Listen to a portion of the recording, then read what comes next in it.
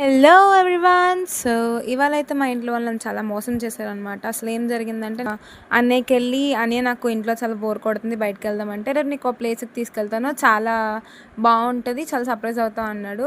And నేను అప్పుడు మర్చిపోయాను అనమాట, మా అన్నయ్య చాలా దైవభక్తి ఎక్కువ అని చెప్పి.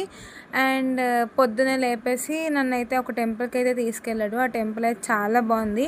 అండ్ ఈ టెంపుల్కి అమావాస్య అప్పుడు వెళ్తారంట ప్రతి మంత్.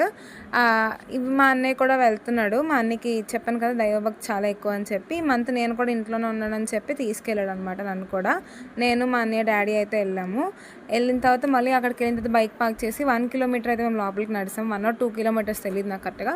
లోపలికి నడిచిన తర్వాత అక్కడ చూసి నేనైతే చాలా భయపడ్డాను. ఏమైనా ఎక్కువసేపు పడుతుంది లైన్లోని దర్శనానికి అనుకున్నాను, కానీ అక్కడికి వెళ్ళిన తర్వాత దర్శనం అయితే చాలా స్పీడ్గా అయితే అయిపోయింది అనమాట. అండ్ ఆ దర్శనం అయిపోయిన వెంటనే తిరిగి మళ్ళీ మేము రిటర్న్ అయిపోయాము. ఆ 1 కిలోమీటర్ నడుచుకొని అయితే వచ్చేసాము. ఇది యాక్చువల్లీ కంబాలకొండ అంట, నాకు తెలియదు, డాడీ చెప్పారు.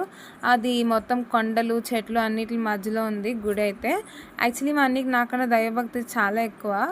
అండ్ ప్రతిరోజు ఒక్కొక్క గుడికి అయితే వెళ్తూ ఉంటాడు. నేనేమో మా అన్నయ్యకి ఉన్న పుణ్యంలో నాకు కూడా సగం పుణ్యం వస్తుందిలే అని చెప్పి నేను ఇంకా వెళ్ళను అనమాట. ఎప్పుడో చాలా రేర్గా వెళ్తాను.